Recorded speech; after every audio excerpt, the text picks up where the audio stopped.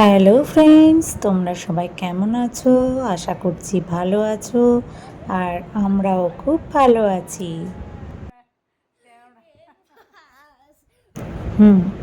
কালকের বিকেলটা মা আর ছেলের খুনসুটি দিয়েই শুরু হয়েছিল। তারপরে ও আমাকে বলল, মা আমাকে লস্যি করে দাও, আমি খাবো। তো আমি সঙ্গে সঙ্গেই চলে এলাম বাবা আর ছেলের জন্য লস্যি বানাতে। এখন যেহেতু বাড়িতেই দই পাচ্ছি, তাই ওই দই দিয়েই ছেলের আমি লস্যি করে দিচ্ছি। আমি না লস্যিতে প্রথমে চিনি আর এলাচের দানা কয়েকটা দিয়ে ব্লেন্ড করে নিই, তারপরে দই দিয়ে দইটাকেও মিক্সারে ব্লেন্ড করি। আসলে জানো তো, আমার মিক্সার গ্রাইন্ডারের যে বড় কন্টেনারটা, ওটা কোথায় যে আমার এই ফ্ল্যাটে আসার সময় গেছে আমি খুঁজে পাচ্ছি না, তাই অগত্যা এইভাবেই করা।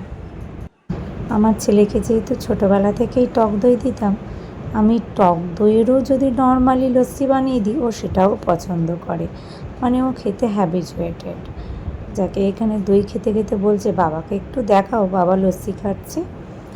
আর এখন আমরা চলে যাচ্ছি ছেলেকে নিয়ে ডান্সে দেওয়ার জন্য।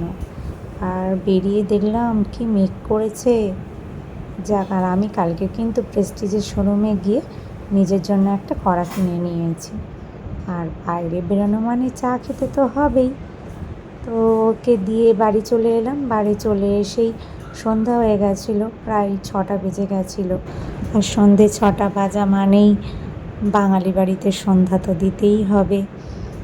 আর যাই হোক, ঘরে ধূপ দেখিয়ে নেওয়ার পরে দেখলাম কি জোরে বিদ্যুৎ চমকাচ্ছে, আকাশ ডাকছে। এতদিন পরে একটা ঝড় উঠলো। যাক, তোমরা সবাই ভালো থেকো। টাটা।